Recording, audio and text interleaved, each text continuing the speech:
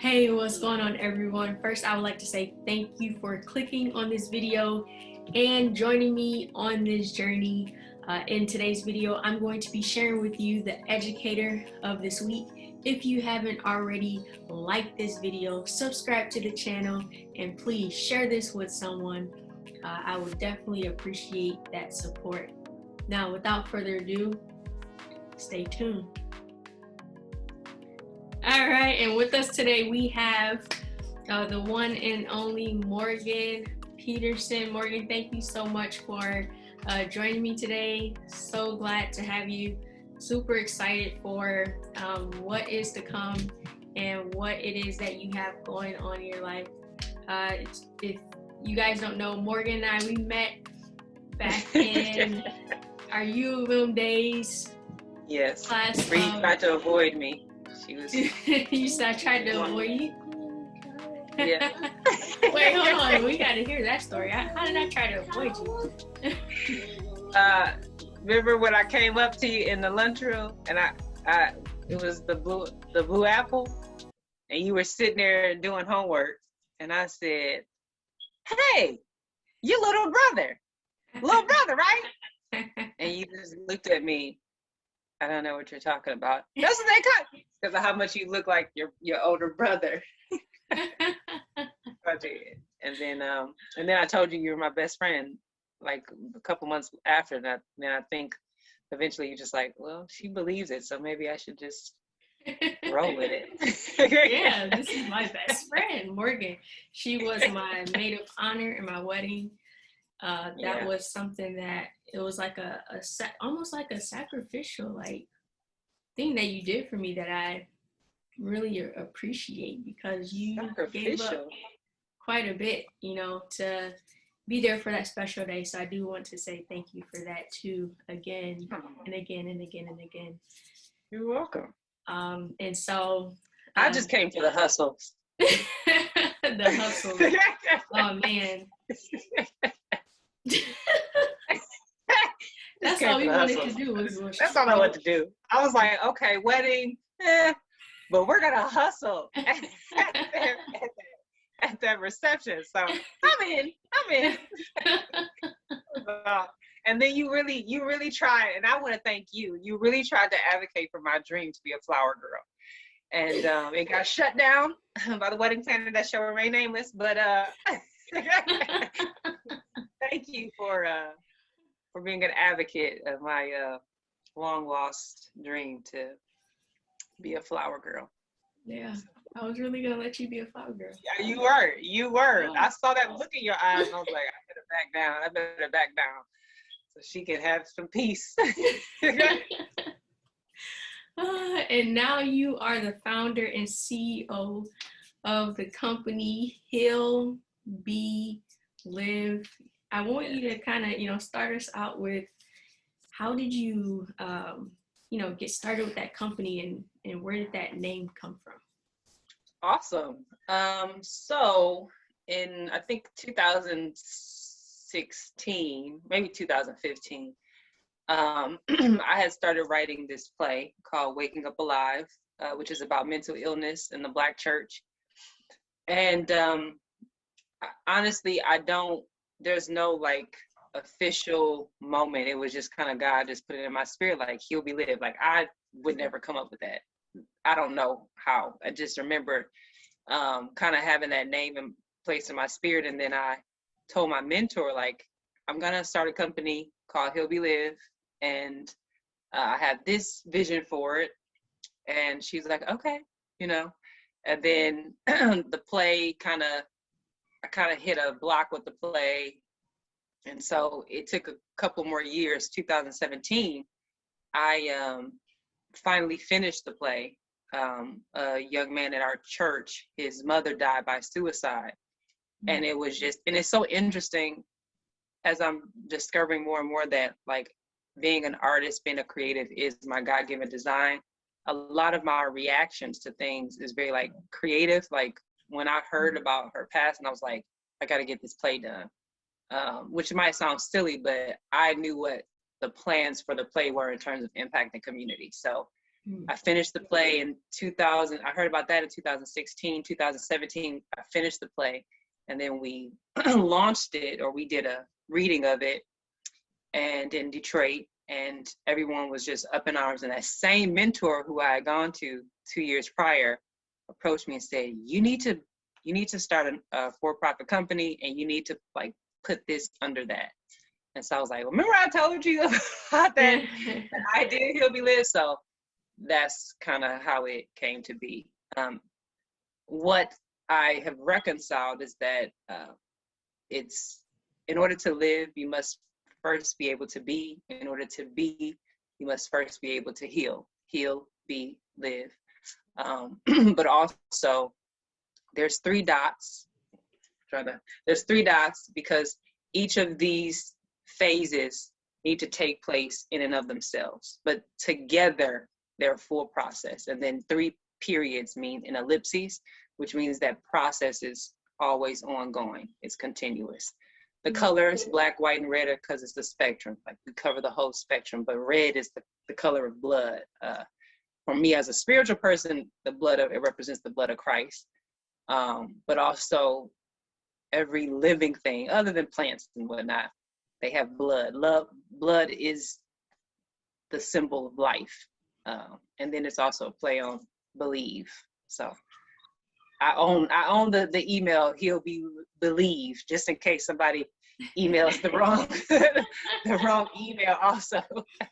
So yeah. That's amazing. And so where did you find your inspiration for all of it? It was just really me reconciling this pool that I always had between art and social work. For all of you all who know, I have like way too many degrees. But it's always because I've lived in this space of duality, and that just didn't change once I graduated. I had gotten all these degrees in different kind of social service arenas, but I was always a performer, always an actor. It was just something that I suppressed because I was encouraged to do that by people who didn't understand the power and the impact of being an artist. And so as I fluctuated between trying to be a professional actor and then trying to do social work full time, these things this mission brought those pieces of my identity together. And so the play that you wrote to kind of help promote the whole mental health in the church community, is that something that you're currently doing, or has that kind of held off for a little bit? Great question. And a lot of things get held off. Not, my mom has been saying this year, delay is not denial. I'm not the type of person who feels pressure to put something out there before it's time. I create when I feel like it's on my heart to create, because it's sort of like this, they talk about the Holy Spirit flows like living waters, and I just get this unction in my spirit, and it's sort of like I don't get a release from it until I create. I'm making myself sound like super spiritual, and I'm really not. I'm pretty much a heathen. But it's just this thing of like, when there's a message that I feel like I have to get out, like I don't really have a settling until I do. So that play has been read several times, but I haven't felt like I found the right company or space and time to produce it to the level of excellence that I want it to be produced. But I know that when I do, it'll be in the right timing. So it has been seen by the world. It won the jury award at a theater festival in 2015, and it was workshopped for Interlochen, and then it was part of the reason I won the Kresge Award, which is a $25,000 artist grant in 2018. So people know about Waking Up Alive, and when it's time, it'll be time. It's time. Yeah. Yeah. It's definitely getting traction though. Definitely. It definitely has had traction. Yeah. Definitely. So what would you say is like your whole goal, your whole mission of the He'll Be Live company? Well, we always say our mission is simple. We use art to start conversations in community. And recently this woman prayed over me, and I think she encapsulated it so well. She said, Lord, I thank you that Morgan is not forcing answers. She's asking questions. And no one asked questions better than Jesus Christ. And that's the goal, is to use art because it tends to be lower risks. It doesn't feel as threatening or intimidating to use art as a way to get the communities talking about things that we don't talk about, you know. Mm-hmm. What I see take place is, okay, maybe you are depressed and you go to a faith institution that is either telling you to pray it away or is not really kind of sitting with you in that. We have a play and we see this play out in front of people. And whether or not you agree if it's real or not, you might have an experience with that play that you can't deny that experience that you've had. So let's talk about that experience because you're responding to it because there is some level of resonation with you. And so from there, we can have a conversation. And then from there, we connect you to the resources. So as far as I'm concerned, as I have control, every project that we do, every performance that we do always has some level of facilitated dialogue with it, facilitated conversation. But we don't reinvent the wheel. We bring the art, we go to the audience, and then we connect them to the resources that already exist. Maybe they just don't know about them, or because there's some level of stigma or apprehension around them, they're not actively seeking them out. Mm-hmm. So, yeah. And so who do you typically service? Are you open to like community organizations, schools? Who do you typically service? Everybody. We cater our artivism, which is art plus activism, to the needs of our clientele. So if I don't feel like what a company or individual is doing aligns with our mission, then that's not something that I'm willing to come into alignment with. But mostly the whole purpose of what we do is to cater to what a community needs. Right. So we might use some of the projects as a baseline, but we can adjust things to get the most out of what we're trying to do. Right. So like if a company were to come to you with a need, let's say, you know, we have, we want to have a conversation around microaggressions. Would your company come up with a play or a script or a performance of some kind to facilitate that? Or like, how does that process go with company needs? Great question. So, yes. So like a law school reached out to me. So first off, I would see, like, do we already have something that kind of resonates with that? Just because we've worked it before, we know the impact of it, but also it's something that I've probably been very deeply connected to. So I have a certain level of power behind that.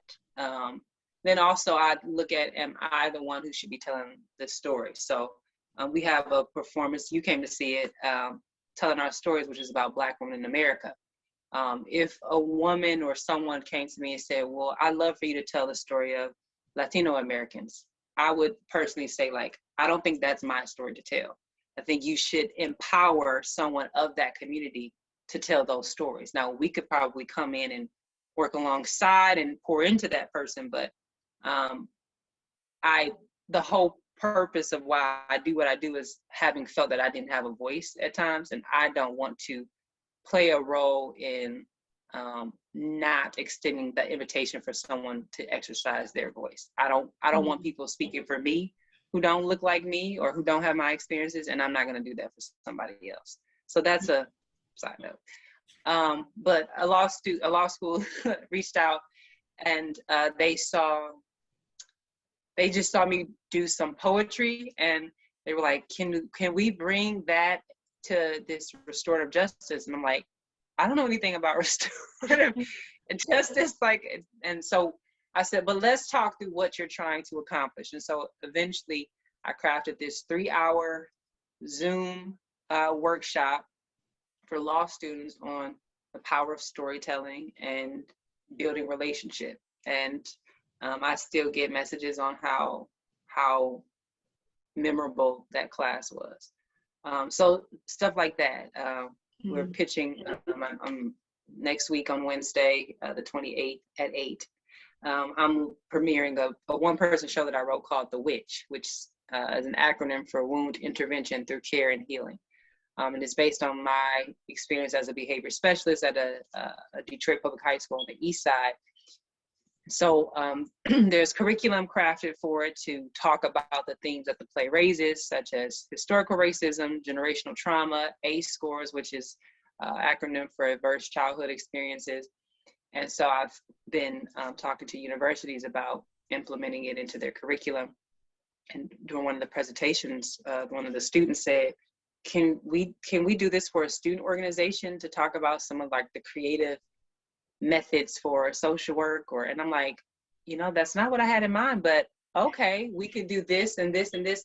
So now I have a whole new curriculum that is kind of like practitioner focused and also kind of shows some of the creative means that I've used to kind of advocate for Black youth in their mental wellness and emotional wellness. That's amazing. And I want to get into your new production that you have going on. I know the first time that I saw you in action, well, one of the first times, we went to Detroit, and I believe it was it Mosaic or one of those? It was at Matrix Theater. Yeah, Matrix Theater, Southwest Detroit. Yeah. Yeah, and so you've seen quite a few. You've seen quite a few, Bree. Yeah, but that was like the first. That was like the that was like on stage one. I know you did like the monologues at U of M, but I don't think I had been able to like witness them. Yeah. But that was my first professional theater show. Yes, I went to your first professional theater show at the Matrix Theater, and you played, was it 18 characters? 15. A one-woman show. You played 15 characters in that one-woman show, and I was just like, wow, like you really need to write your own play, because I just saw, like, after I seen you act in that one, I was just like, oh my God, like I had so many like ideas in my mind, like, Mo, you could really like share them, set this off, like you should write your own play, and get this going like on the road. And so when I seen that, I was just like, wow, 15 characters, and you played them all like super duper well. You couldn't tell you could tell that you became every single character in that moment. Like you were literally in that moment for each of those 15 different characters. And so this play that you have coming up, you wrote it yourself. And so how many characters are you playing in this new play that you wrote? So let's start there. How many characters are you playing in this one-woman show? Right now, I have to count them. And right now, we're going to be premiering just a portion of it because it's on Zoom, and we just, like, I don't think people can handle just one person moving around the screen for like an hour. So right now, there, I think, it's 6 to 8. Mm-hmm. Yeah, there's like 6 to 8 characters. Okay, so you're playing 6 to 8 characters. Yeah. Okay. A low number. It's a low number. we know you can do more, definitely. So I have no doubt in my mind. And this is just the beginning too. So, so you kind of briefly talked about the title.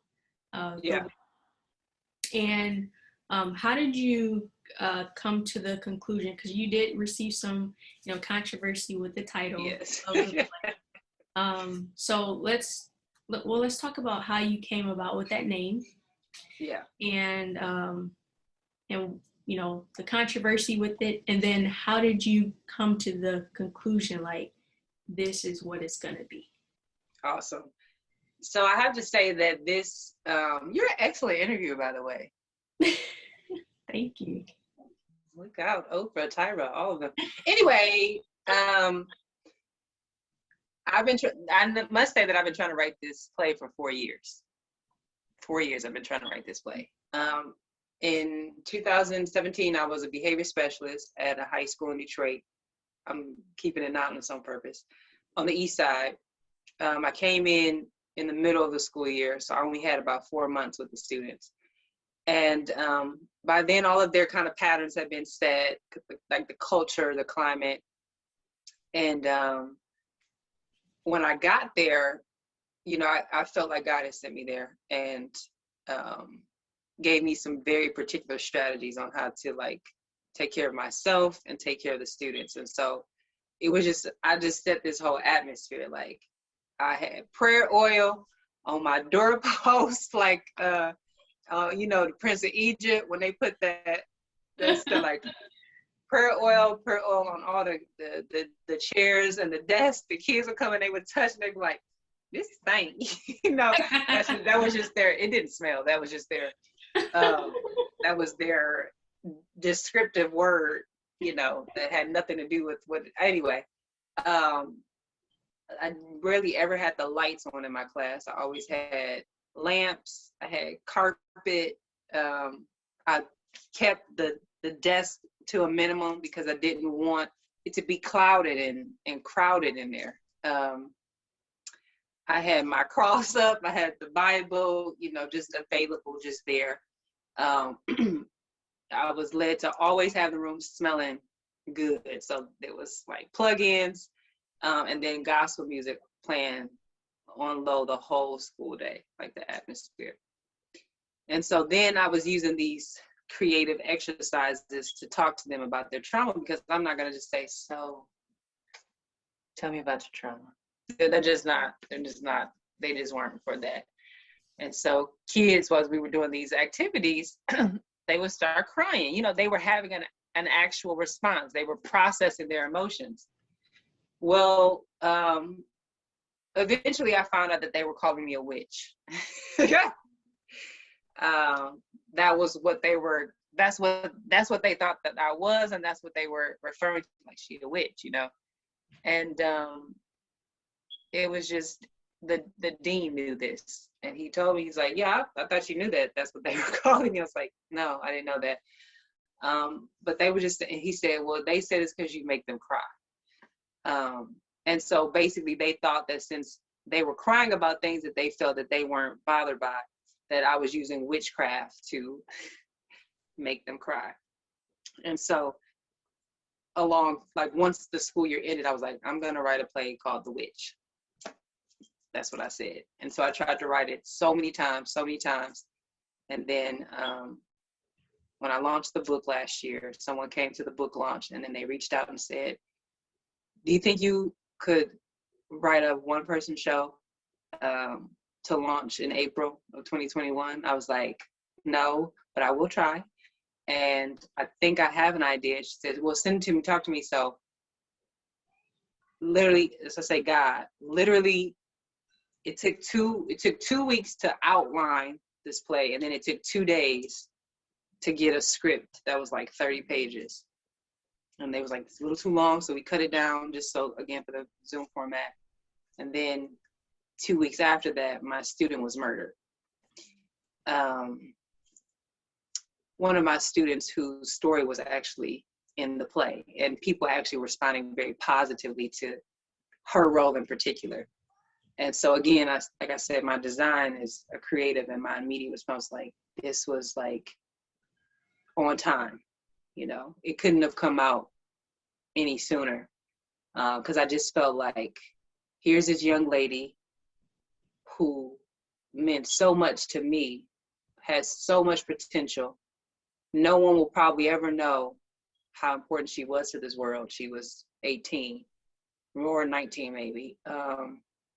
And her story has been curated somehow, you know. So yeah, that's how the play came to be. That's been his journey and true He'll Be Lived fashion. Once the play premieres, we will have a panel discussion afterward with social worker, therapist, and as well as a school administrator, who was also the principal at the time when I was at the school. He actually told me that student who was killed thought I was in the FBI because I wore heels every day. Oh, wow. So were these kids sent to you because they were like in trouble in the classroom? Yes, definitely.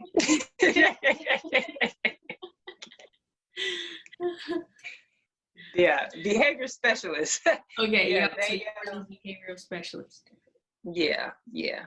So that's what it was supposed to be, but then it kind of took a life of its own. And And you had those come to Jesus moments with them. literally. You'll see some of that in the play. Yeah, I won't give it all away, but you'll see that. I remember a student who actually wound up getting expelled for the rest of the school year, but who I had worked with a lot. Very gifted young man spiritually, but didn't know what to do with it, you know. And his little girlfriend, who was still at the school, was like, we was at so and so's house, and he was like, y'all see, that's why that's why you need to know how to read the Bible. Like, what is he talking about? He's like, let me show you. Ms. Morgan taught me, let me show you. And so she said that he went forth and kind of showed them like how to use the Bible to pray for yourself and how to read it in a way that gets you closer to the meaning. So we said that those come to Jesus moments, that was one of the best compliments that I could have, received. It's good stuff. And so what was the controversy with you didn't let me forget that, huh?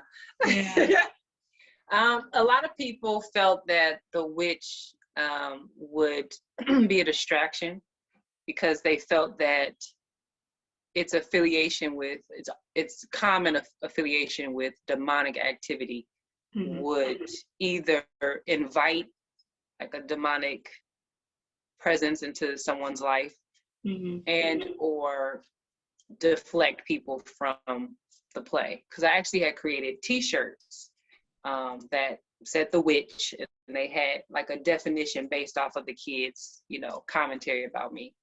And then I had these, I don't have them with me right now, but I created these actual like talking point posters to accompany the T-shirt. So that way, if someone came up to you and asked about the shirt, you could talk to them using these talking points. And people were like, I'm not wearing that. And so then that's when I was like, well, let me kind of use the name itself to kind of speak to what the message is about. And that's why, my mom actually gave me the idea and said, you should make it an acronym. So I was like, okay, we want intervention through care and healing. But even with that, they were just like, now some people loved it. It was like, want the shirt, want the sweatshirt, want the hat, the button, like, let me know. And even still, they're like, can you just send me one? Like, but I had decided, and we did a whole discussion around it and released. You can find it on our website.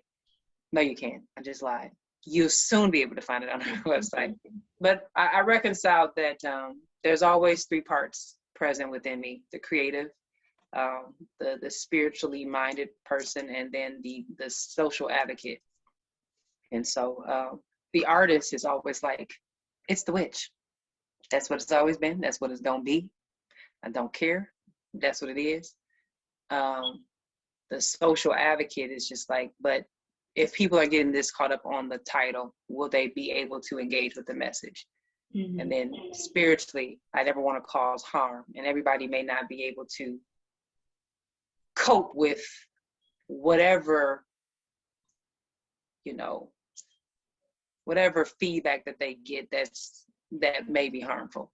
So I decided to not go with the shirts in terms of mass producing for now, because my convictions may change as I feel like the message gets out there more. But I did keep the title of the witch, because that is what my students call me, that this play is to honor them.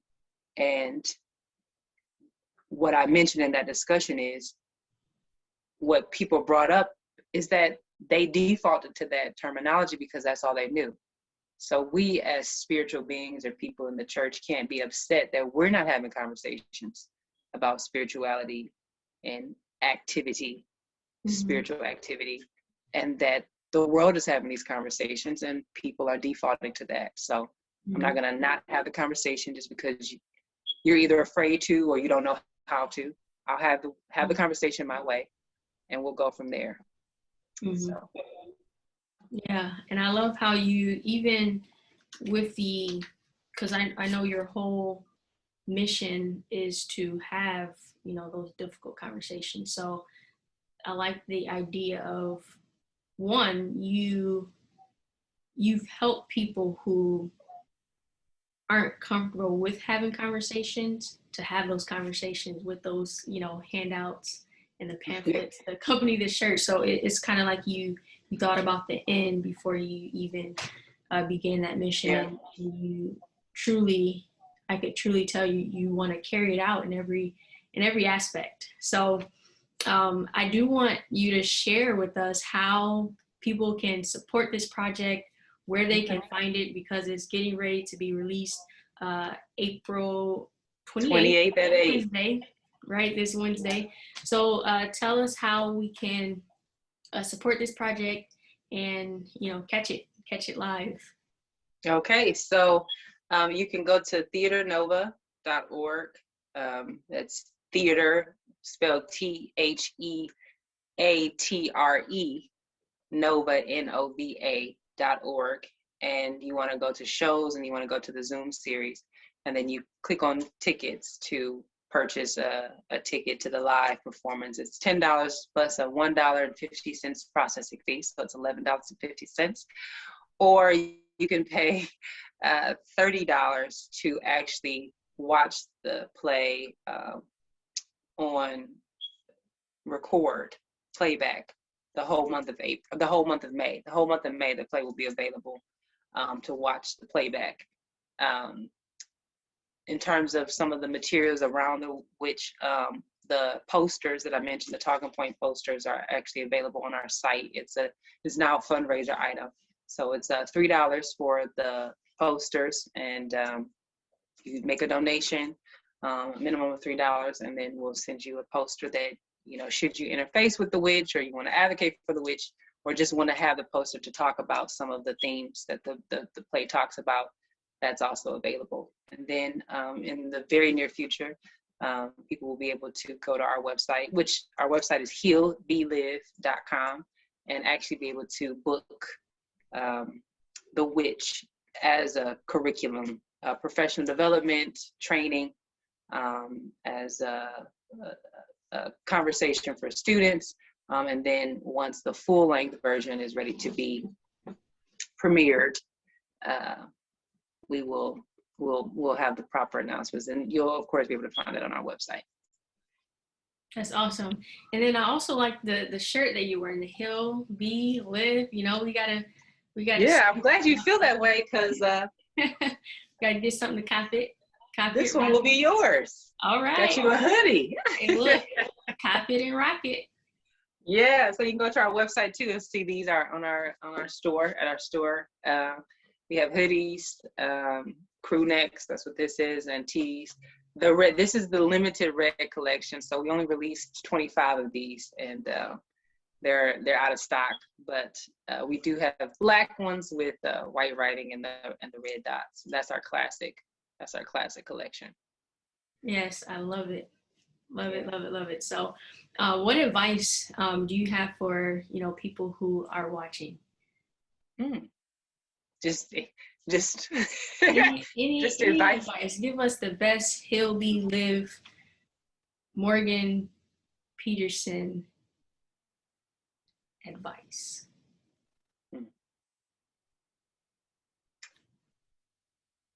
I'll say a Dolly Parton quote, and then if you feel like I need to elaborate, I will. Dolly Parton said, "Find out who you are and do it on purpose." I feel like I truly, genuinely believe that every single person was created to solve a problem. I think why we have people who are unhappy or don't have joy consistently or constantly compare themselves to others is because they're either trying to solve a problem that someone else is designed to solve, or they are looking at how someone is solving a problem and trying to do it that way. But literally, I mean, look at you, Bree, you know, you're passionate about being a wife, a mother, honoring God, health. And you start off with health in the sense of, you know, your body and your lifestyle. But I think just in pushing to that, now it's expanding to overall health. So now you're pushing into emotional health, mental health, spiritual health.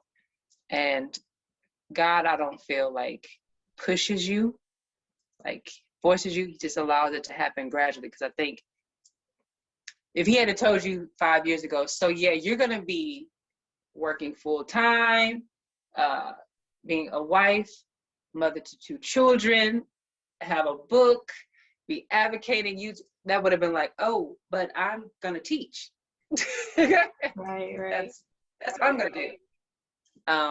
And he just gradually allows you to push into that. But you are a teacher. It's just now it's going to be taken on different shapes and forms. And I just feel like what I love is I'm developing a program through He'll Be Live. Now, I can't tell you the title of it, but really helping people tap into their God-given design. That energizes me. When I'm able to figure out, like, what is going on with you? Like, what did God put in you? And being like the Michelangelo of like God's designing a person, like that excites me.